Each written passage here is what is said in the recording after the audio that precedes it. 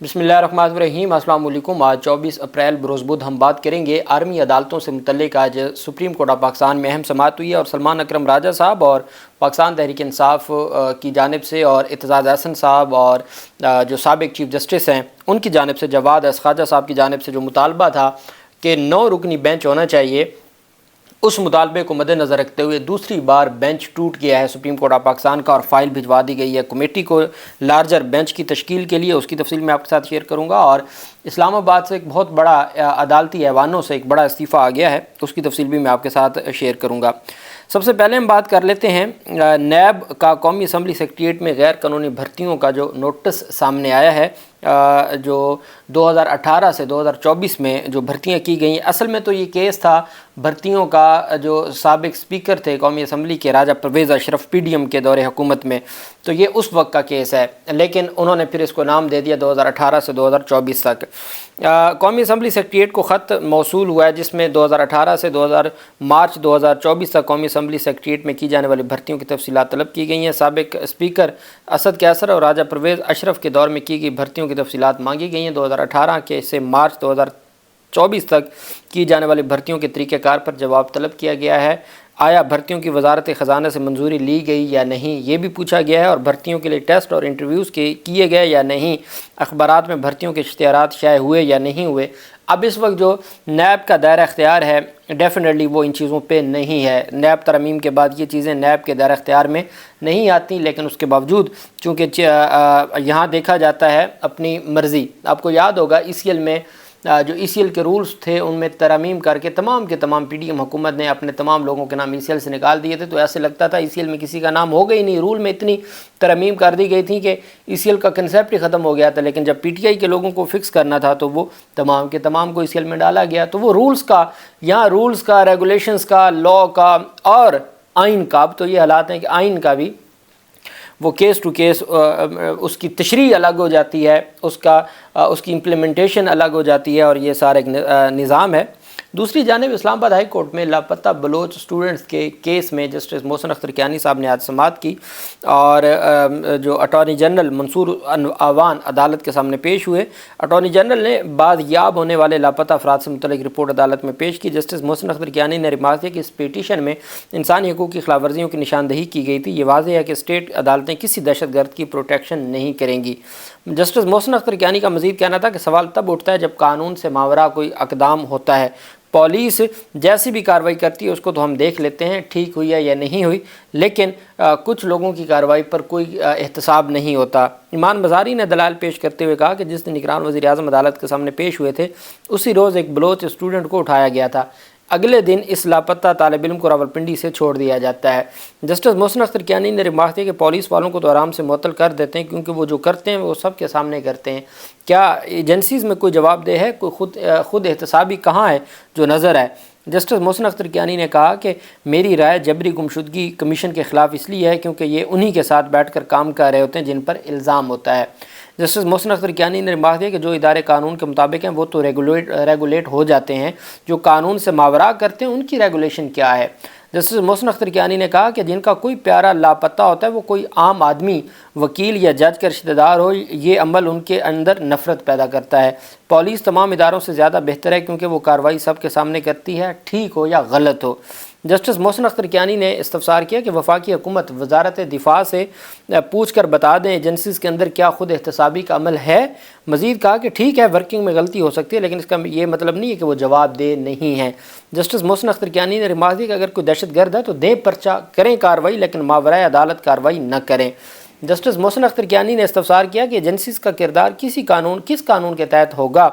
जिस तरह FIA और दीगर इदारों का है, उनका भी तो कोई ना कोई मैकेनिज़्म होगा। जस्टिस मोहसिन अख्तर कियानी ने कहा कि हर इदारे ने अपने इख्तियार के अंदर रहकर काम करना है, अदालत ने भी अपने इख्तियार के अंदर रहकर काम करना है। कानून के मुताबिक किसी भी मामले को हल करने के हज़ार इशूज़ हैं।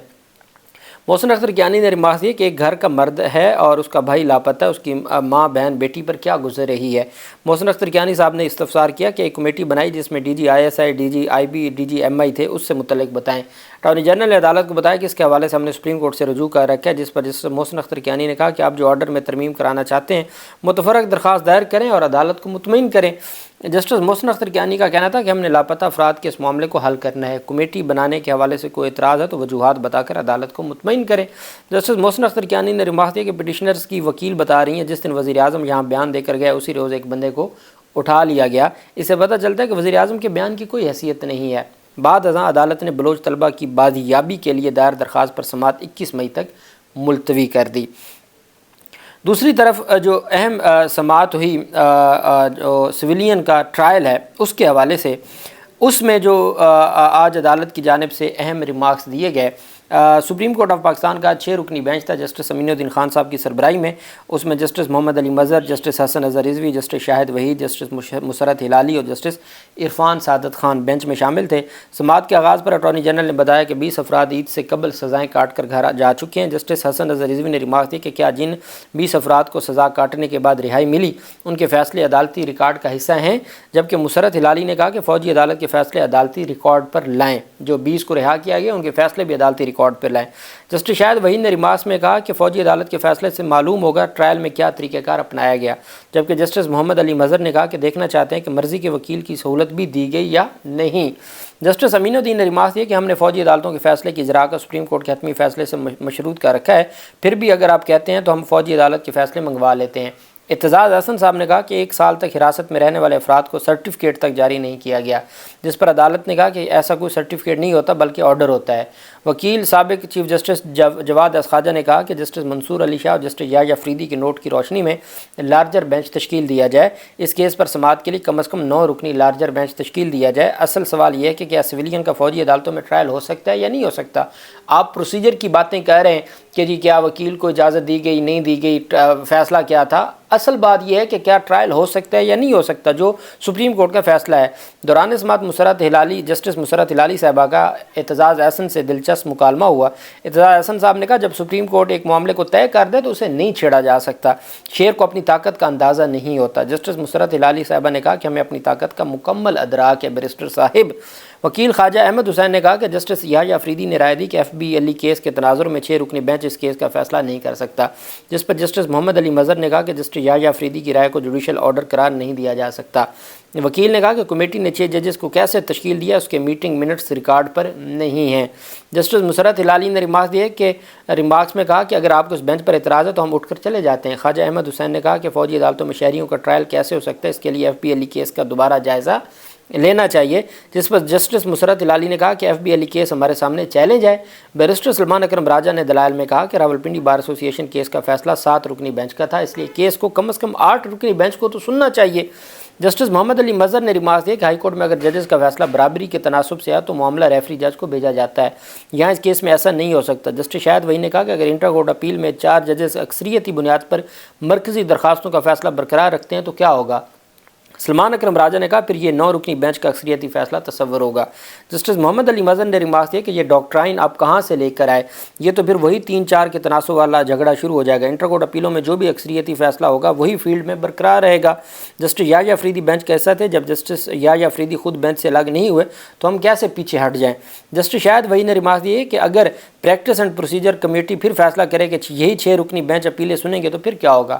سلمان اکرم راجہ نے کہا پھر ہم اس بینچ کو تسلیم کر لیں گے، جس پر جسٹس شاہد وحید نے ریمارک کیا کہ اگر فیصلہ 3-3 کے تناسب سے آیا تو پھر مرکزی درخواستوں کا فیصلہ برقرار رہے گا۔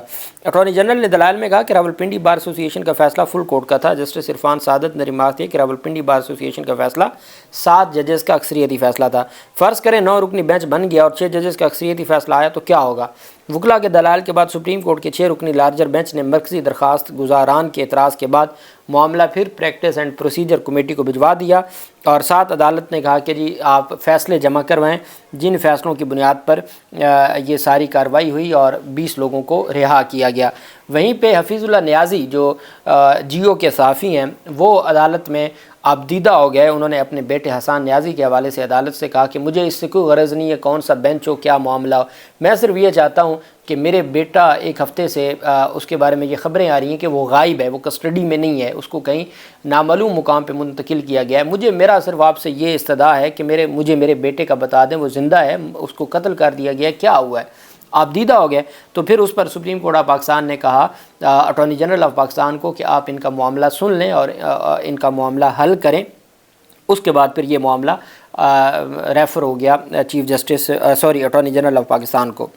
دوسری طرف اسلام آباد کے جو سینئر ایڈوکیٹ جنرل آفس کے جو سینئر لا افسر تھے محمد رفاقت علی، جو مختلف کیسز میں پیش ہوتے تھے اسلام آباد انتظامیہ کی جانب سے سپریم کورٹ اور اسلام آباد ہائی کورٹ میں پیش ہوتے تھے، سینئر لا افسر ایڈوکیٹ جنرل آفس اسلام آباد محمد رفاقت علی ایڈوکیٹ نے استعفیٰ دے دیا ہے، اور اپنا استعفیٰ انہوں نے چیف کمشنر اسلام آباد اور ان کو بھجوا دیا ہے، اور انہوں نے کہا جی کہ بھئی میں I have been appointed as law officer for I C T administrator 11/8/2023 کو، I have served in advocate general office at Islamabad High Court and Supreme Court of Pakistan. For the honor and privilege, I remain grateful to your office. I had tried to serve the state to the best of my conscience. Due to my personal reasons, I deem it appropriate to tender my resignation. میں اپنا استعفیٰ دیتا ہوں، میں مزید کام جاری نہیں رکھنا چاہتا۔ آج 24 اپریل کا اسلام آباد کے جو عدالتی ایڈوکیٹ جنرل آفس ہے، جو کہ part of the high court ہے یا پارٹ آف دی عدلیہ ہے، اس کے سینئر لا افسر نے ذاتی وجوہات کی بنیاد پر استعفیٰ دے دیا ہے۔ اللہ پاک پاکستان کا حامی و ناصر ہو۔